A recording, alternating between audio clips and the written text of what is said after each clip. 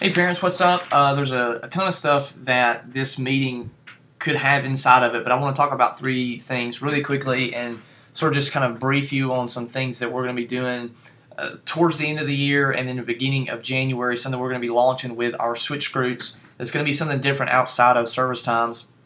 And I kind of want to talk about that first. Switch groups, what they mean to our student ministry, and what is it all about? Why do we do it, and what happens? And we've kind of discussed this before, but I would like to discuss it a little bit more in depth right now. And then, of course, if you have any questions, you can call me, you can email me, you can text me, however format you want to do that, or you can get with me on a Wednesday or Sunday and say, hey, listen, I like this stuff, I don't like this stuff, let's figure this out, and we can discuss that stuff. But this is kind of for your information type stuff that if you want to contact me about it, you can. I just wanted to make it easier for us to be able to communicate.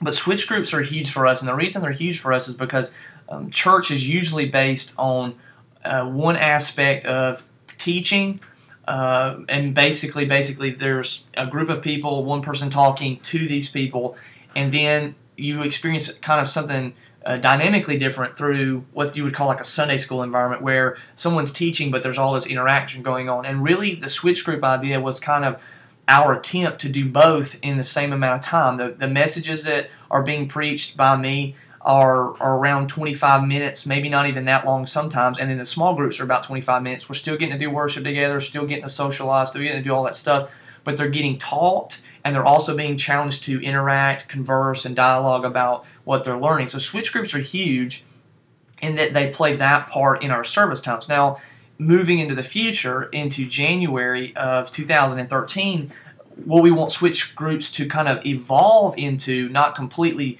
go to, but evolve into another kind of branch from that, is switch groups that meet outside of service times. And you can say small group, you can say whatever you want to call it to make it comfortable for you, but basically we want these groups that are meeting on Wednesdays to start meeting on days outside of service times. And why is that important? Well, it takes you out of the context of this is church service is what I'm supposed to do, and also the context and the confining of time requirements. And so we only have 25 minutes per session that we can do, which gives us 25 minutes for teaching in the main section of stuff. Then you've got worship, and then you've got switch groups. So, that with that dynamic, 25 minutes isn't a ton of time to really talk, but at least it gets the door open. Well, in January, if we're having times where kids can meet outside of service times, they can have a whole hour and a half, 2 hours if need be, to discuss these issues, talk, pray with one another, encourage each other,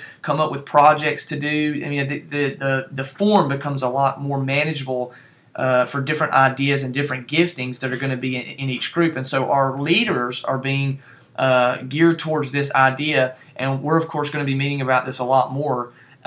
We've kind of got the idea out there as a whole that this is what we're wanting to do and what we're wanting to accomplish. And then in January, we're going to try to launch it with some rock-solid things in place.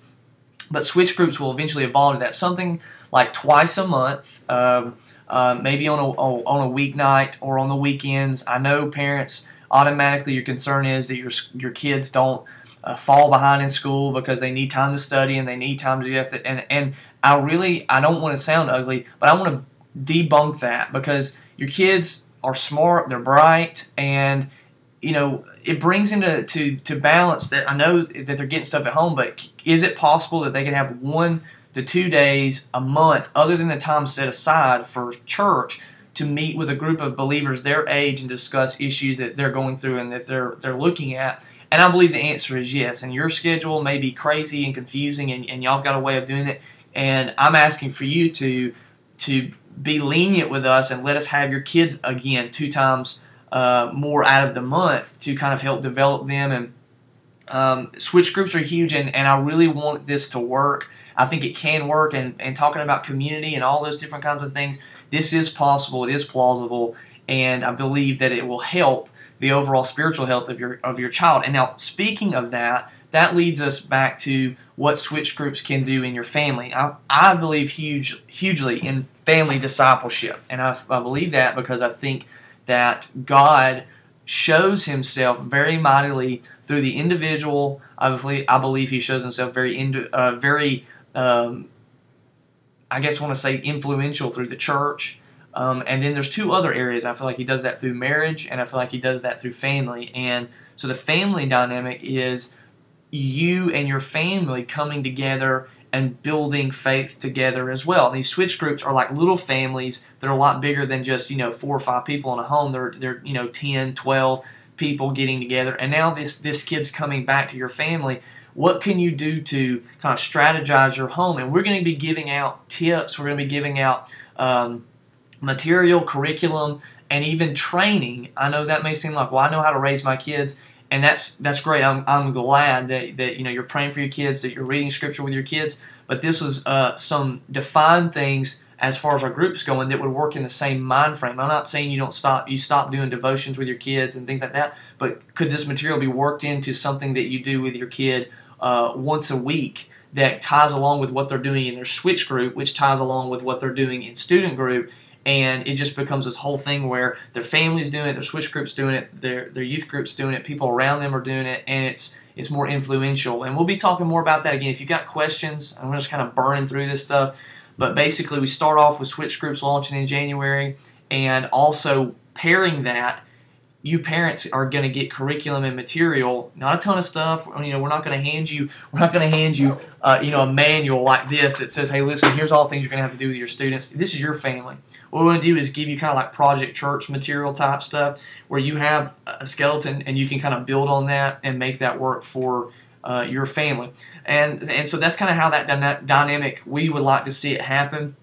We don't want to come in and run your family. We just want to give you ways to communicate with your kids that's in the framework of something that they're already being talked about. So that's that. And then the last thing that I just wanted to throw out your way is I'm huge on us sharing the gospel. I want that to happen more often. And we're working on a project right now, and it's literally in the phases of just getting worked out into what exactly the idea is. I recently came across some material that was basically student evangelism. It was a small booklet, almost like a tract, but it was a booklet that kids could go and take to their friends and walk them through. And it wasn't really that intense. It really wasn't anything completely ridiculous. It was just scripture broken down into smaller chunks so people could handle it.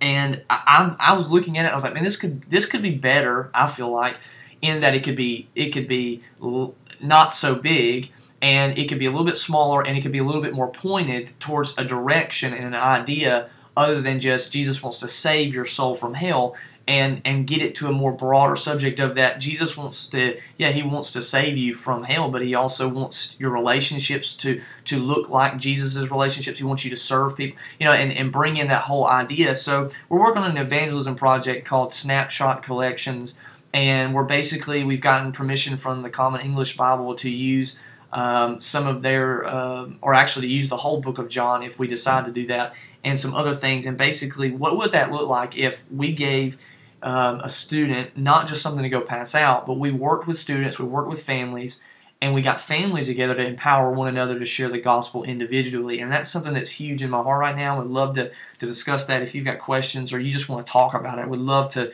brainstorm with some of you parents as to what have you done to see that happen. Or if you haven't done anything, what would you want to happen, and what would you want to see as you start looking at family discipleship, family sharing the gospel? What does that all turn into when you're going into this stuff together? And if you're not, it's a perfect opportunity to start. Everybody has to start somewhere, and we want to start where it counts. We want to start with Jesus and then spread out from there. So I know I talked 90 to nothing. There's 3 huge things I wanted to get in there, and that was switch groups, family discipleship, and this evangelism project. If you got any questions, email me, tcrfox@yahoo.com. Call me, text me. You can call me here at the office, 631-4404, if you don't have a cell phone number. And basically, if you want to set up a meeting, gosh, I love talking about this stuff, and I love listening. And so I know I'm a good talker, but I'm working on the listening bit too.